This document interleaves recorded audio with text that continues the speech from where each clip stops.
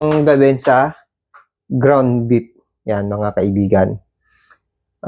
Hindi ko alam yung proseso ng pagluluto kung tutuusin, pero for imagination, ayan na mga kaibigan. Para din siyang corned beef. Yan. Ilagay natin to. Haluin na lang natin mamaya pagka kakainin na. Yan. Isang recipe na naman ang pwede kong ipagmalaki sa inyo. Yan. Pwede nyong gayanin yan mga kaibigan. Okay na mga kaibigan. That's it! Yay! Yeah. Yeah. Yeah.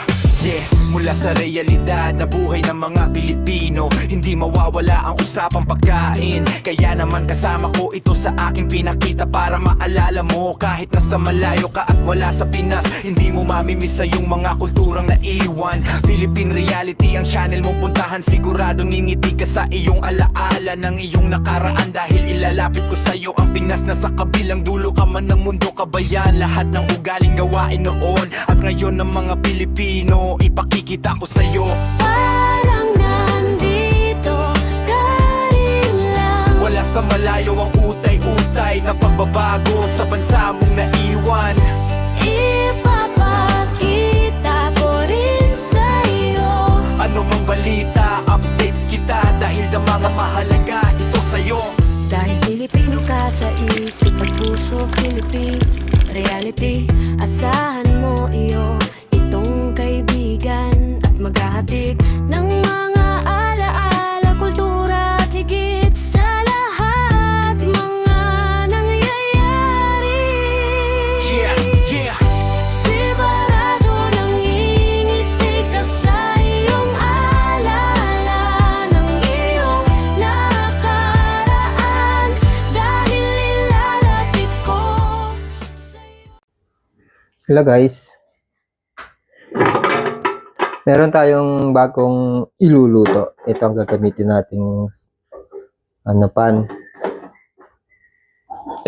May isasara kasi ito. Kasi baka yung natin, recipe natin. Ngayon mga kaibigan, itong iluluto natin, hindi ito pangkaraniwan na makikita natin sa hapagkainan. Actually, na-miss ko lang yung isang putahe na nakain ko, na ipulutan ko. Siguro nasa 15 taon na nakakaraan. Hindi lang, higit na pala. 18 years na ako yung service. Wala pa ako sa serbisyo na kain ko to. Ilang beses. Mula ito sa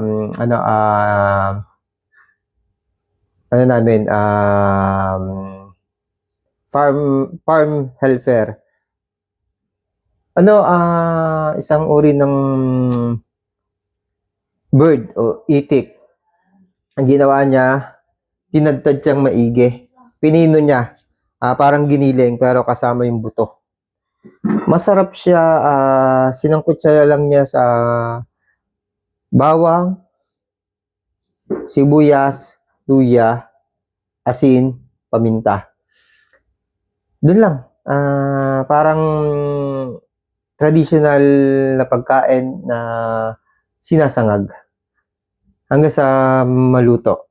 Ngayon naman, hindi man itik ang ating gagawin.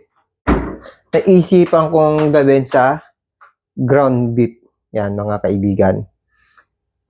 Hindi ko alam yung proseso ng pagluluto kung tutuusin, pero for imagination, parang naaalala ko yung taste nung pagkain ito. Kaya eto, samahan niyo ako. Dito natin gagawin sa ground beef. Ito itira ng Pasko. Na dapat lalagay lalagay sa spaghetti. Ngayon, gagamitin natin, lalagay natin sa ganitong para sa pang-ulam. Ginamit namin yung para pang-pulutan, pero ito, gagawin kong pang-ulam. Kasi almost the same. pinulutan ko siya pero inulam ko rin siya. Napakasarap at ipapatikim ko sa aking pamilya.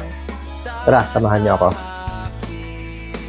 Yun mga kaibigan, unahin natin na bubuksan ko muna to. Papalambutin ko muna. Mas maganda kasi yung gamitin to kumpara sa kawali kasi mayroon taklob. Para siyang, magnetic siya. Ito Yan. May sealed siya. Yan, kita niyo pula. May sealed siya. Meron lang siyang isang pasingawan butas. Ito. Yan. Yan. Kaya, okay. Buksan na natin to. At, ilalagay na natin dyan sa pan. Ayan. Okay. Ayan. Lalagay natin sa pan. Ayan. Ayan. Gusto natin sangkutsahin pa rin ito. Mamaya na. Try na lang natin buksan. Yun. Okay, tingnan natin kung anong reaction niya mamaya. Okay? Mag-ano naman tayo. Gagaya tayo ng mga ilang sangkap. Eto mga kaibigan. Gagayatin lang natin to. Ayan. Kita na lang natin yung gayat mga kaibigan.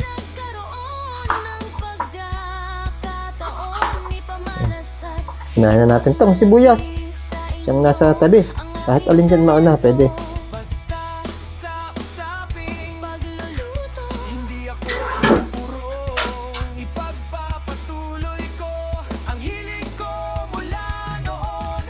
Hindi palang kalimutan ang kung magugustuhan nyo itong mga ginagawa nating recipe, paki-like, paki-share, paki-comment kung meron kayong gustong ipagawa o kaya idea o kung ano man gusto nyo sabihin.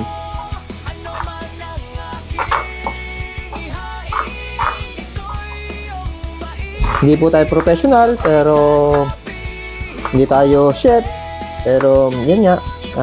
Medyo nakakahiligan din natin ang iba't ibang lutuin na hindi naman natin alam pero lumalabas na lang masarap din naman at masustansya din yung iba natin ginagawa at yung mga kita natin sabi nga walang sustansya ginagawa natin na maging mas sustansya kasi realidad na buhay sa lipunan na ginagalawan natin.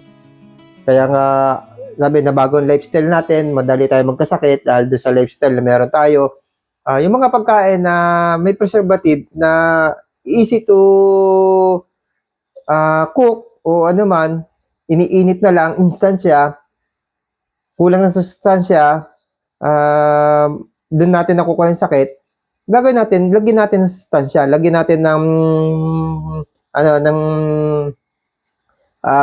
benepisyo. Kasi nga, kulang sa benepisyo. Kasi mabilisan lang siyang marami siyang chemical. Lagyan natin ng mga gulay para at least magkaroon siya ng benepisyo para sa ating katawan. Kasi hindi tayo pwedeng yun lang kakainin. Pero yun nga, realidad na buhay, yun lang kaya nating bilhin. Kaya madami naman tayong pamamaraan na pwedeng gawin tulad ng mga ingkan na ginagamit natin sa pang-araw-araw. Pwede nating putulin, lagyan ng konting lupa. Samahan natin itong mga ganito, mga kaibigan, mga pinagtalupan. Yan. Yan, magiging lupa din siya at pataba. Yan. Yan yung gagawin natin, ginagawa natin. Ngayon, pag lupa na yan, nalagyan mo na sa ingkan, pwede natin siyang taniman. At kapag nataniman natin siya yung pwede natin pangsama. Halimbawa, ay isang uri ng sardinas. Kahit anong klaseng brand ng sardinas, pwede natin siyang, sabi nga, yung mga nasa ingkan, wala ng sustansya, pero pwede natin lagyan ng sustansya. Konting imahinasyon lang mga kaibigan, yan yung ginagawa ko para yung mga pagkain na kaya natin, yung mga pangmasa kaya natin sa bulsa, malagyan natin ng sustansya at hindi delikado. Hinaan natin ng apoy mga kaibigan. Kung iba na yung kulo. Yan. Para hindi delikado sa ating kalusugan. Wala. Ayun, kahit anong gawin natin, yun lang naman talaga yung kaya ng mga mahihirap. Halimbawa, noodles. Instant noodles. Puro preservative siya. Lagyan mo na maraming gulay. Sabawan mo, lagyan mo na maraming gulay. Hindi na siya, meron na siyang protection para sa ating kalusugan. Ngayon naman, halimbawa, yung dried, yung mga kanton ganun din, lagyan mo ng gulay, baguhin mo, iluto mo ng maayos, pero mapaparami mo siya dahil sa gulay. Kung ang gulay mo halimbawa ay kangkong, nagtanim ka ng kangkong, hindi ka na magdadagdag ng presyo, yun pa rin yung presyo. Naging masustansya pa siya.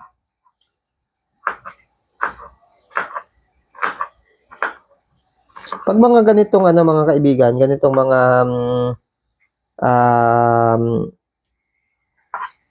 si sangag ang tawagin dito sa amin sa probinsya, sangag. Sangag mo yung karne, mas maganda yung maraming bawang, maraming luya. Lalo na to, pantanggal ng lansa ng karne.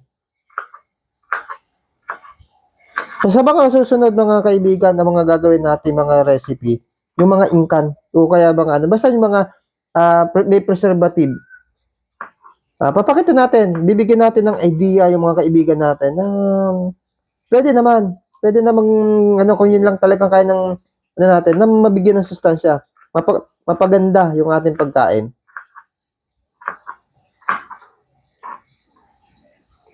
Ito lang talaga yung lalo na sa mga remote area, yung kaya sa mga squatter area, mga kaibigan. Ito yung makikita mong realidad na buhay ng mga tao doon, yung kumakain ng mga ganito. O kaya minsan nga, kung natin yung nababalita natin, yung mga pagpag. Lagyan nyo ng twist para maging siya, healthy. O kung hindi siya healthy katulad ng talagang mga gulay, mahal din kasi yung gulay. At least, binago mo. Kahit pa paano, may nutrition na mapupulot yung katawan natin. Ito mga kaibigan. Nagayat ko na yung sibuyas at saka yung itong luya. Ngayon, pipit tayo ng bawang. Ito yung isang sikreto ng paggagawa ng ganitong uri ng pagkain. Itong sangag. Ang maraming luya at saka sibuyas, maraming luya, sibuyas at saka bawang. Hindi ko muna binuksan mga kaibigan yung yan mo ng ganyan.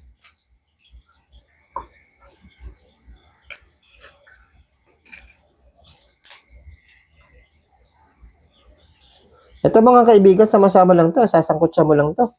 Yung tingnan natin kung kailangan lagyan ng tubig kung pero pagka lulutuin na talaga, lang siya, parang igigisa mo lang siya, iigahin mo lang siya. First time po magluto ng ganito mga kaibigan, ito, idea lang. Naisip ko lang na pwede sigurong gawin ko yung katulad ng ginagawa ng aming helper dati.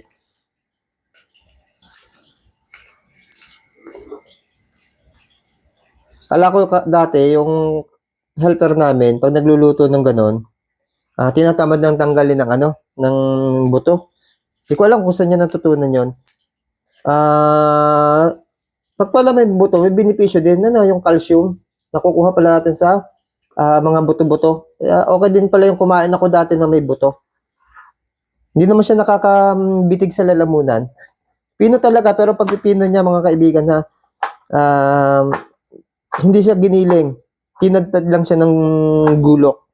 Gulok yung gamit niya. Ang tagal ng proseso ng kanya pagluluto kasi matagal bago mapino. Kasi mano-mano, tinatadtad lang niya ng gulok sa sangkalan. Matyaga yun. Tapos yun, ipupulutan namin. Masarap. Ngayon, mas madali ngayon. May processor na eh. Pwedeng pagka nakapag-produce ako ng pakita ko din sa inyo yun. Pag nakapag-produce ako ng ng itik. Yung itik ba, yung ginagamit namin yung black, yung pinapaitlog, yung ginagawang balot. Diba pa kasi yung pato yung pato yung white. Meron pa rin tayong tinatawag na Peking duck. May crossbreed niyan. Yung itik kasi mas maliliit. Iba pa rin yung yung wild duck. Masarap din yung wild duck, mga kaibigan.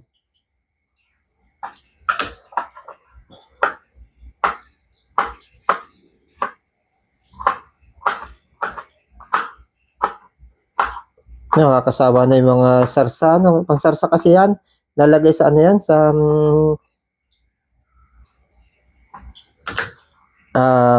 spaghetti. Hindi na natuloy ang mailagay sa spaghetti kasi nung bagong taon mas marami ng handa. Ayan. Okay na to, mga kaibigan. Ayun. Titingnan naman natin tong linuluto nating karne. Eto na. Bubuksan na natin, mga kaibigan, kung anong nangyari. Matubig. Oh. Punasan na lang natin yung Sumabaw, mga kaibigan. Sabaw yan ng sariling mantika ito. Sabaw ito ng baka. Hindi natin kailangan tama nga ang hinala ko. Hindi natin kailangan ang tubig. Lalagyan ng tubig. Kasi magsasarili ito. Magtutubig yan. Nagmantika.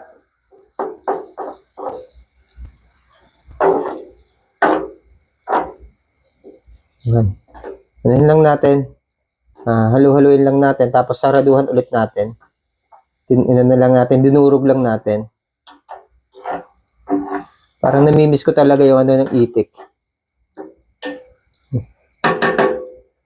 Pwede na natin sigurong lagay yung luya, mga kaibigan. Lahat. Ilagay na natin lahat para mas lumasa yan. Yan. Yan. Lagay na natin lahat, mga kaibigan. Huwag na muna natin haluin. Sa ibabaw na lang natin lagay. Ito na, mga kaibigan. Yan. Bawang. Sama-sama na yan. Tapos, budbudin na natin ng asin. Yan. Lagyan na natin ng asin, mga kaibigan.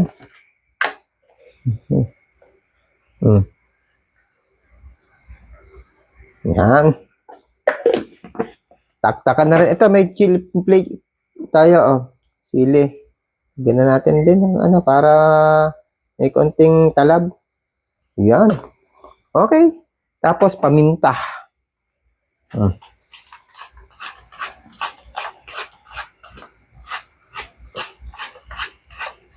Mas gusto ko dito, medyo dry. Sana. Hindi ko kasi nagtutubig ng kusa eh. Pero yung ini-imagine ko na sarap doon sa dry. Pag tatakloban natin, balikan na lang natin maya-maya. Lagyan natin ng mas natin na paminta, yung medyo malaki-laki. Ayan. Yung isa mas pino yun eh.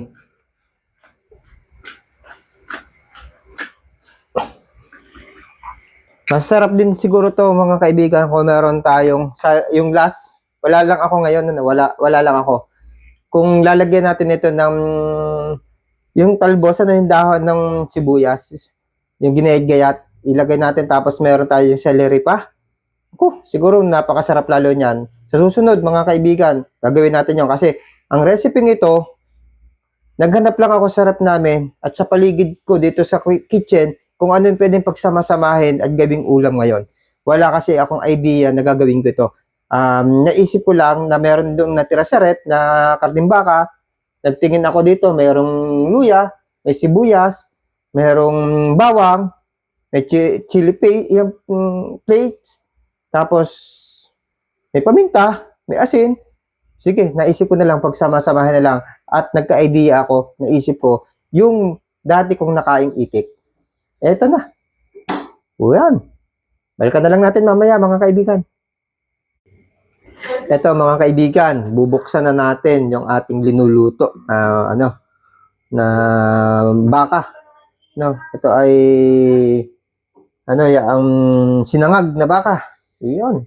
Umusok na. Daming mantika, mga kaibigan. Daming iminantika ng baka. Tapos, naggayat ulit ako ng sibuyas. Lalagyan natin siya ng fresh na sibuyas. Diba? Sabi ko sa inyo, parang sa tingin ko, masarap yung may ginayat na dahon ng sibuyas. Kaso, wala nga tayo noon. Wala tayong parsley o kaya wala tayong celery. Ano natin. Siguro, ang gawin na lang natin, sibuyas na lang na, yung sibuyas na yung pulang sibuyas, gumayat ako ng pino ulit, siya na lang ilalagay ko ng fresh. Yan. Dami kasi mantika, kaya inano ko side, yung linagay ko lang sa side. Tapos, paghango natin yan, lalagyan natin ng sibuyas na pino, ito, yan, maraming ganyan. Ito, isang sibuyas yan. Pipigaan natin ng kalamansi. Ito na, mga kaibigan. Patayin na natin yung kalan. Yan. Dito na lang sa isang lalagyan, tapos pipigaan natin.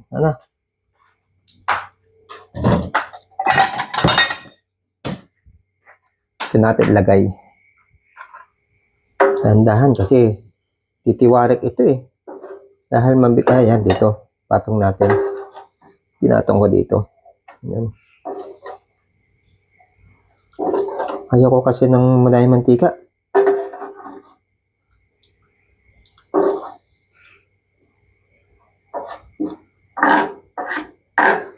Dadaluhin kamay ko lang pag lalagay, mga kaibigan. Ano ko gagawin to? Pitan ko dito. Dito na lang siguro. Tayo na naman to. Yan.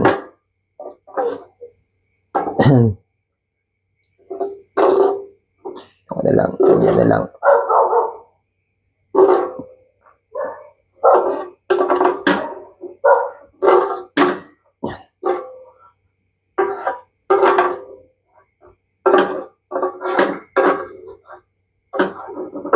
Ayun, mga kaibigan. Medyo may natapon-tapon lang. Kasi baka lalong mas madami matapon eh.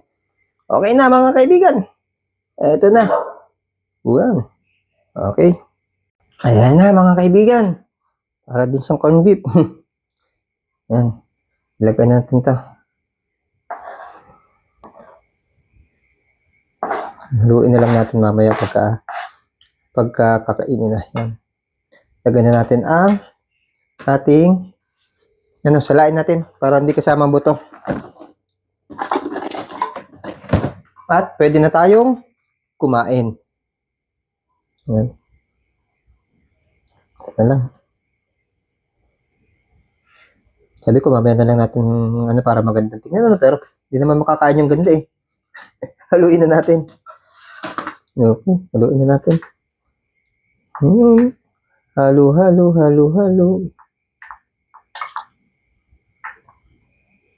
Para mag-mix yung asim.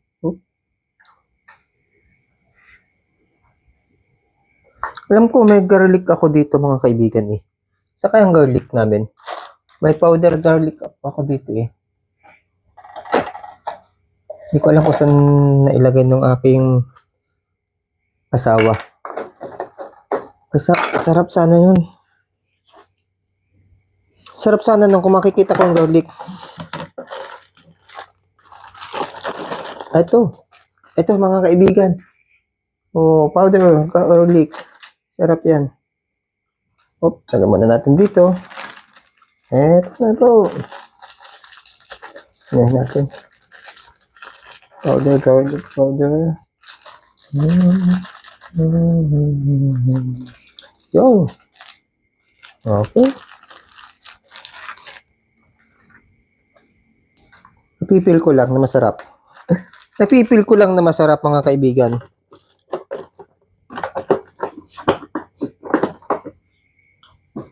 Ito. Hmm?